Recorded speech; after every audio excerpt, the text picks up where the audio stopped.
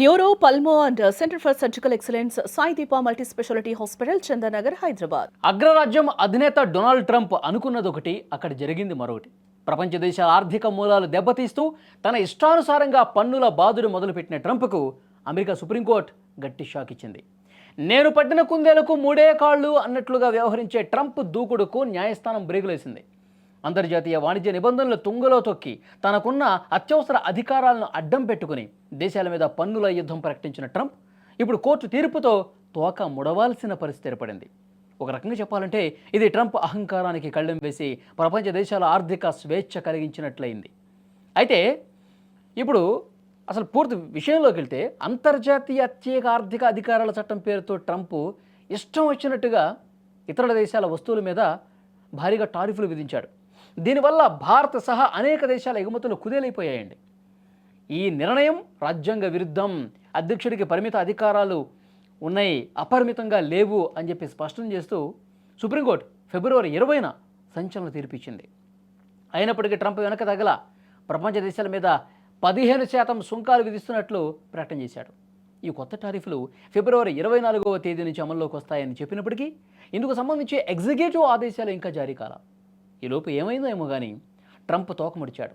America కాలమానం ప్రకారం ఫిబ్రవరి 24వ తేదీ అర్ధరాత్రి 12:01 ఈ వివాదాస్పద టారిఫ్ల వసూళ్లు నిలిపివేస్తున్నట్లు US customs and border protection అధికారికంగా ఒక అనౌన్స్మెంట్ చేసింది. ఈ సమాచారాన్ని ప్రపంచవ్యాప్తంగా ఉన్న దిగుమతిదారులకు చేరవేసింది.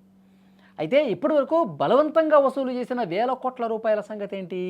ఆ టారిఫ్లను తిరిగి రీఫండ్ చేస్తారా లేదా అన్న దానిపై మాత్రం అమెరికా నోరు విప్పటంలా. అంటే తప్పు చేశామని ఒప్పుకంటూనే ఆ తప్పు వల్ల వచ్చిన లాభాన్ని మాత్రం వదులుకోవటానికి ట్రంప్ సర్కార్ సిద్ధంగా లేదు అని క్లియర్గా అర్థమవుతోంది.